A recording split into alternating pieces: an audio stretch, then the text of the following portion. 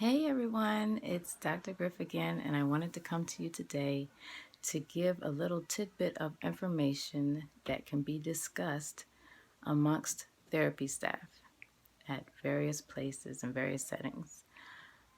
Yesterday we celebrated National Crown Day, celebrating the acceptance of African American hair, natural hairstyles in the workplace, and hoping that that particular law gets to many other states. And I just wanted to give some information that lead clinicians, whether they be black or white, but especially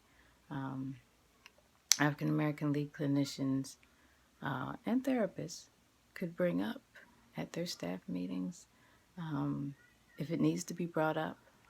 Some things need to be discussed before they happen. Sometimes we need to teach tolerance. Sometimes we need to teach respect for other cultures. And I have been in a situation where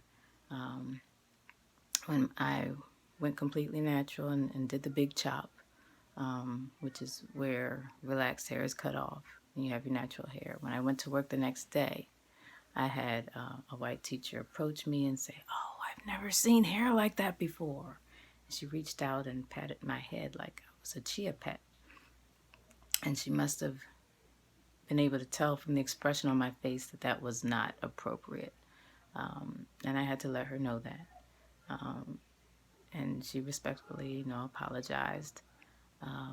But that is something that we will have to discuss among everything else that we have to discuss regarding race.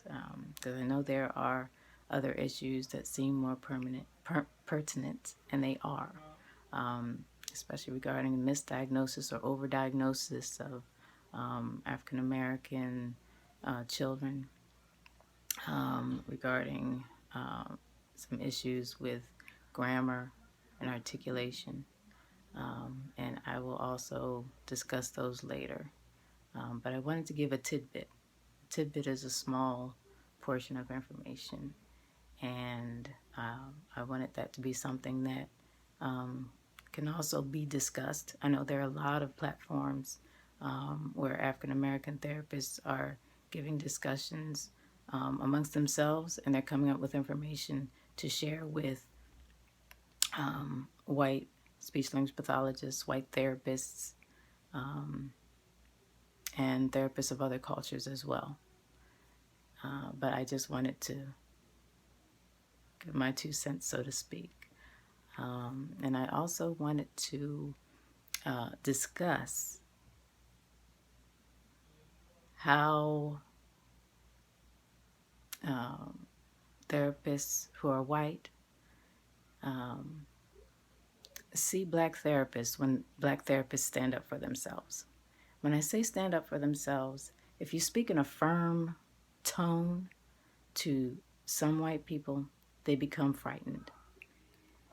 We saw this a couple days ago. There was an incident where a black woman and her teenage daughter confronted a white woman who had pushed this teenage girl. And this white woman became so scared of a black person saying, "You need to apologize to my child," in such a firm manner. She got so scared that she pulled a gun on this woman. And you could visibly see her chest going up and down as if she thought she was being attacked. But this black woman was not near her, did not touch her. But this is the way that a lot of white therapists, professionals in those settings that work with us therapists, this is that's how they behave. And I encountered that as well, because I spoke in a firm tone to a white therapist who was my supervisor as a grad student, and I had encountered little tidbits of her belittling me here and there. I had mentioned it to my school staff, They hadn't done anything about it. This was the last straw. And I spoke to her in a calm manner. I did not raise my voice. I did not yell. This was a school. I knew how to conduct myself as a professional. I did not yell at her. Yet because I spoke in a firm tone, she labeled me as belligerent. This is what a lot of Black professionals get. We get labeled. If you stand up for yourself, if you speak in a firm tone, this also needs to be addressed. It needs to be spoken of, especially in schools where there are all white students and the teaching staff is all white. There has to be a way to get that information in there before these people hit the workplace after they graduate. So I hope this generates some more dialogue. I hope to be a part of more dialogue that's going on out there. Pass this on to the speech therapists that you're mentoring, whether they be Black or white. And hopefully this is for all therapy staff, all professionals, but especially all therapy staff, because it needs to be talked about. So thank you all so much. Please subscribe to this channel so that we can keep in touch. If you have